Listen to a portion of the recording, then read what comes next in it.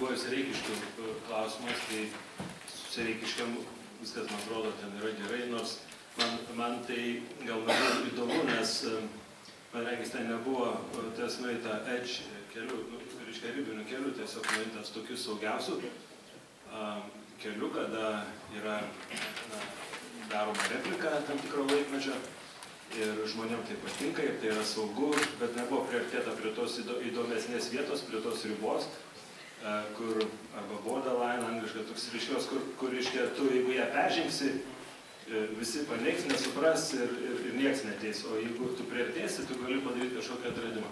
To ten, man regis, neįvyko ir dabar jinai yra mėgiama vieta, tačiau reiškia, kokių nors svečių, tarkim, ar ne, iš užsienio, jinai nesudomins.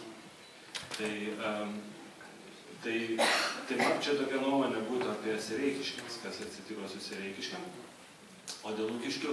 Tai klausimas, man regis, čia yra dabar kelių lygių. Tai viena vertus klausimas būtų toks, ar vis tik Lukiškių aikštė yra ta vieta, taip tariant, aš net nevadinčiau aikštė erdvė, ar ta erdvė yra ta vieta, kur mes ateity bandytumėm vis tik tai ir norėtumėm paženklinti kažkokį, įprasminti kažkokį, reiškia, laisvės kovotojų idėją, reiškia, visų mūsų kovojusių, pradedant ten, vadinkim, nuo Saulės mūšio iki mūsų visų, kurie ten stovėjom Baltijos kely, arba ten buvom, reiškia, kartu, nuo visų žmonių, reiškia, kokiu nors simboliu įprasminta idėja, jinai vis dar yra ta vieta.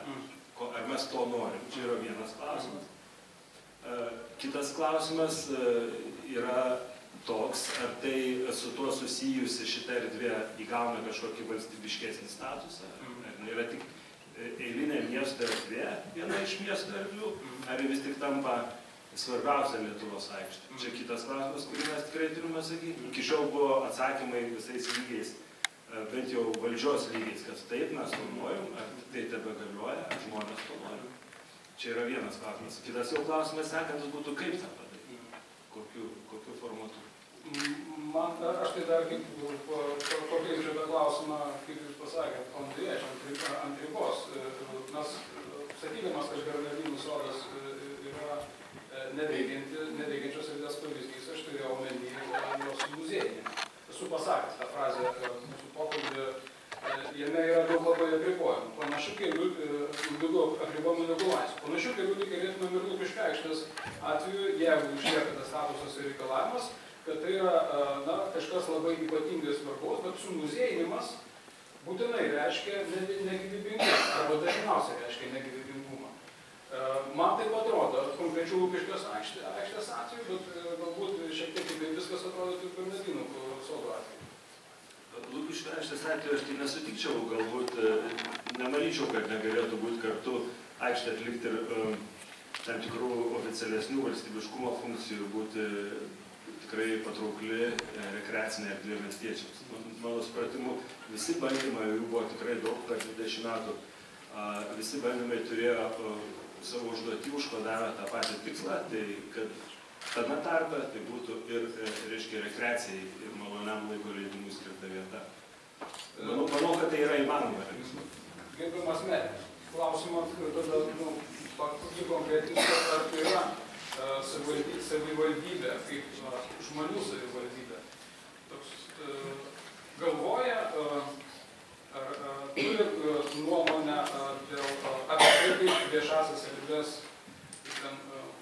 ne tai, kad populiarinti, bet suteikti gyvybės pritraukti žmonių. Arba tai yra galvojama apskritai kaip uždavinys keliamas. Be abejo, žmonių savivaldybė galvoja. Nes ten irgi žmonės dirba tie patys miestiečiai, bet aišku, mes visą laiką labai džiaugiamės, kad atsiranda iniciatyvos iš pačių miestiečių, kaip ir labai graži akcija arba projektas, kuris vyksta dažnai Lukiškių aikštėje pučiant burbulius. Tai yra iš karto, atrodo, nedidelis, nesudėtingas veiksmas, bet jis kuria tiek daug teigiamų emocijų, kurios paskui išlieka fotografijos ir taip toliau ir taip toliau. Tai, o kad miestas daro ir veikia, tai čia matyti būtų sunku tą neigti tą patį Bernardinų sodą. Aš aišku, nesutikčiau galbūt su tokiu pasakymu, kad ten per daug apribojimų, nes, žinot, mes taip galim tada ir etikos ir moralės normas pavadinti apribojimais, kurie iš tikrųjų tai neįmanoma. Ypač šiuo laikotarpiu, kada Bernardinų sodo lankytojų skaičius viršė visus ten mūsų projektuotus skaičius N kartų. Kaip sakant, jeigu nebūtų tam tikrų taisyklių, tai po gerų 2-3 savaičių mes turėtume tik tai prisiminimą, ką mes matėme. Ir mes mokomės, ir mūsų žmonės, kurie administruoja, tas irgi mokosi. Pagaliau atsiranda nauji įgūdžiai žmonių, nes tada tokios erdvės kol kas mes neturėjome. Aišku, tai tokia muziejinis parkas, sutikčiau galbūt su tokiu teiginiu, bet šalia tik tai pereikim prie Vienelės tiltą yra visas daug labai žalių erdvių, kur yra ženkliai daugiau laisvės, galite eiti maudytis, daryti, ką norite ir taip toliau. O grįžtant dar prie tokių iniciatyvų, prisiminkime galbūt teritoriją prie Baltojo tilto. Gal mes, man atrodo, 2003 metais, ten mes pasodinom palmes, atvežėm smėlio, iškasėm baseiną, buvo didžiulis, aišku, triukšmas, kaip čia palmės ir taip toliau. O buvo elementari vėlgi tokia, sakyčiau, socialinė nedidelė provokacija, kad žmogus galėtų gulėti ant balto smėlio miesto centre po palmę ir jausis, kad jis yra kažkur kitur, nors yra miesto centre, kur šalia gatvių triukšmas, viešasis transportas ir panašiai. Tai po truputį, pažiūrėkit, truko, sakyčiau, gal 4 metų, kol ta erdvė įsisuko. Dabar tai nieko nebereikia kviesti. Ten aibė renginių, malonu matyti, kada gerą dieną, sakykime, kita pusė Baltojo tilto, kur yra tik žalia specialiai palikta, daug žmonių ateina, tiesiog sėdi, kalbasi ar ten knygas skaito ir kavą geria. Taigi tą erdvę įsukti, nors miesto centras, su pastangom reikėjo 4 metų. Tai tokių pavyzdžių būtų galima ir gal daugiau minėti, kad norint įvesti miesto erdvę ir kad atsirastų vartotojams, kuriam nereikalinga, reikia šiek tiek irgi laiko ir bendrų pastangų. Dėl Lukiškių aikštės, kur buvo minėta, tai iš tikrųjų tai sudėtinga situacija. Iš tikrųjų, šiandien aišku, mes negalime daug išvardinti, ko reikėtų šiandien ateiti su investicijom, su tam tikrom idėjom ir planais, ką mes ruošiam ir darom, aišku, tam reikalingos lėšos. Bet Lukiškių aikštės yra situacija kitokia. Mano įsitikimu, niekada nebus svarbesnė negu, pavyzdžiui, Katedros aikštė. Tai yra pagrindinė Lietuvos, mūsų valstybės ir taip toliau, sakykime, aikštė. O šiandien per daug konfrontuoja, kaip ir čia gerai filme epizodas iš Naujosios Zelandijos miesto, pavadinimą neištarsiu, kur konfliktuoja nacionalinė valdžia, vietos valdžia, nacionalinė valdžia ir žmonių interesai. Tai mes turėjom ne kartą darę apklausas gana seniai ir vis dėlto dauguma vilniečių norėjo matyti paprasčiausiai žalią aikštę. Atėjau, atsisėdau ant žolės, patiesiau ten, nežinau, kilimėlį, darau, sakykime, kažkokį galbūt barbekių su draugais ir panašiai. Tačiau šiandien dominuoja kita nuomonė, kaip sakant, ideologai šios aikštės norėjo matyti monumentalę, įtvirtinančią tam tikrus svarbius valstybės praeities etapus, kaip padėkos aikštė, kaip garbės aikštė. Ir tie du požiūriai, jeigu taip žiūrėti, stipriai konfliktuoja. Todėl bent į mano asmeninę poziciją, nors be abejonės nesu aš vienas sprendėjas, yra daug sprendžiančių šitas aikštės likimą, tai aš manau, kad reikia laiko. Reikia laiko, kad vis dėlto atsirastų ta idėja, kuri daugumos miesto gyventojų būtų priimta, jinai veža, bet ta kryptim eina. O šiaip jau unikali ta aikštė tuo, kad jeigu pažiūrėsime Google Maps, atsivertę, tai Vilniaus miestą atpažinsite pirmiausia tik per šitą aikštę. Nes turi labai aiškę struktūrą, raudonos takus, pasižiūrį iš karto, aš matau, čia yra Vilniaus miesto, sakykime, panorama iš viršaus. O pagilinti laikinai ją tikrai galima, puikiausios iniciatyvos, tik tai duokit minčių idėjų, mes tikrai mielai sudarysim galimybės, tik darykit, kad ne taip pat būtų turgelis vieną dieną, kitą dieną nežinau kas ten, sakykime, aikštė, tų pačių šokių, taičiai, mankštų, dar kažkas tai. Tiesiog tik duokit iniciatyvų, apribojimų tai aikštė mes neturim realiai. Jokių. Šiandien, kol dar ten nestovi brangus paminklai su tam tikra svarbia simbolinė vertė, tada atsiras jau vėlgi, kaip jūs sakote apie Bernardinus, atsiras šiek tiek kitokia aikštė erdvė, pavyzdžiui, kaip gerbiamo Palė pasiūlymas, konkursas yra toksai, sakyčiau, stipriai rėminantis tą aikštę. Galbūt geras sprendimas, galbūt ne, bet šiandien per daug, mano manymo, sutarimo tokio kaip ir nėra. Todėl darant tą projektą, manau, kad būtų daugiau ginčų ir pykčių, negu, sakykime, suvienytų ir taptų svarbiausią miesto aikštę arba valstybės. Galbūt tiesiog laukti galima tiesiog pagavęs paprastą žalią veją. Tiesiog laukti 20 metų palaukiant galima galbūt taip pasižiūrėti. Taip netrodo tokiems, kuriems kaip yra to įamžinimo, kaip ir ta problema. Taip. aš galėsiu perduoti.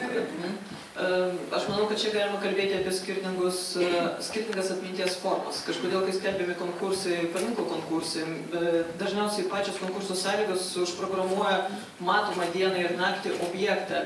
Negalvojame apie tai, kad atminties formos gali būti dinamiškos.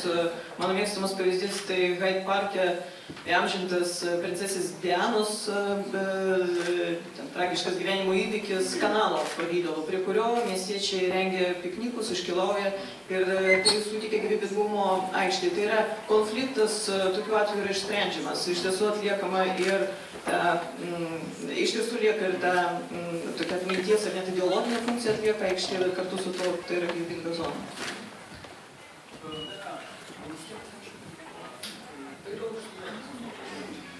Aš norėčiau daryti prie kitą klausimą, jūs palėtėt netiesiogiai tą konotaciją viešų erdvių formavimo socialumo. Ir kaip jūs atkreipėte tikriausiai dėmesį iš Christchurch atveju,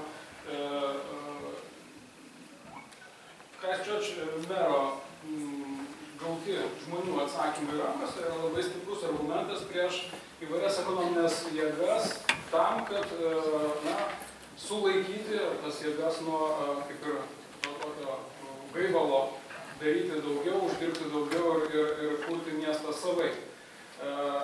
Ar nematytumėt paralelių su Vilnium šiuo atveju? Nes gal aš esu tendencingas, aš jų labai daug matau, kad Vilniuje vykstanti viešų erdvių kaita, performavimas, jų pagerinimas, nėra visiškai socialus. Gal aš to nematau ir galbūt jūs galėtumėte įvardinti įdomesnėlę, tarkim, žingsnius, kuriais siekiama to socialumo. Kaip visuomenė... Jeigu galima, truputėlį dar bandytumėt paaiškinti, kaip jūs suprantate tą socialumą procese, planavimo, tai galbūt, jeigu galima truputėlį.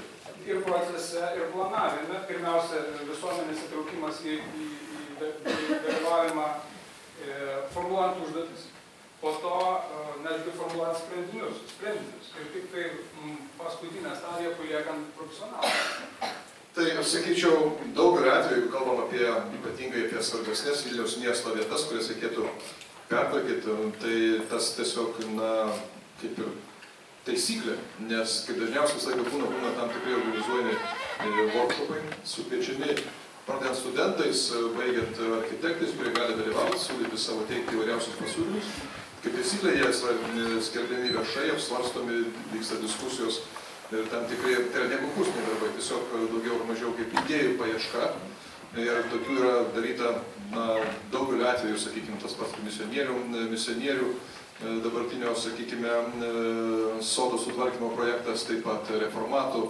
Ne vienas workshopas buvo, ką daryti su Neries pakrantėmis, tame tarpe Baltojo tilto teritorija, dėl Lukiškių, vienokio ir kitokių vykę diskusijų, konferencijų, seminarų, konkursų, matyti dabar koks trečias yra, jeigu ne daugiau. Taigi tas procesas tikrai vyksta, žmonės tikrai gali dalyvauti ir ne tik kaip stebėtojai, bet ir kaip vertintojai ir kaip, sakykime, pateikti savo idėjas.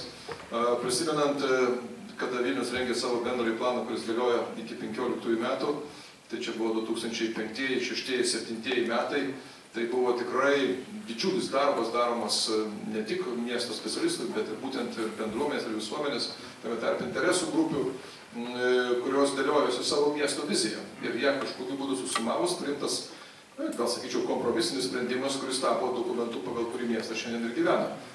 Ar gali būti daugiau? Be abejo, nebejoju, kad gali būti daugiau ir tikrai.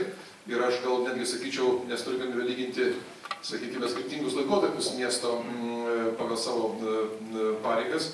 Tai mane šiandien džiugina, kad šiandien jaunimas ženkliai aktyvesnis negu anksčiau. Anksčiau jaunimą pamatyti ateinantį, sakykime, įvertinimų diskusijas, aš turime iki 7 metų, buvo gana reta. Dabar atvirkščiai, kaip tik jauni žmonės, išsilavinę žmonės, studentai, jie siūlo, konfrontuoja, teikia idėjas ir aiškiai aiškina, kokį jie nori matyti miestą. Tai, mano manimo, tikrai labai gerai ir, sakykime, tik daugiau tokio aktyvumo, kad tik tai jo būtų. Ir aišku, mums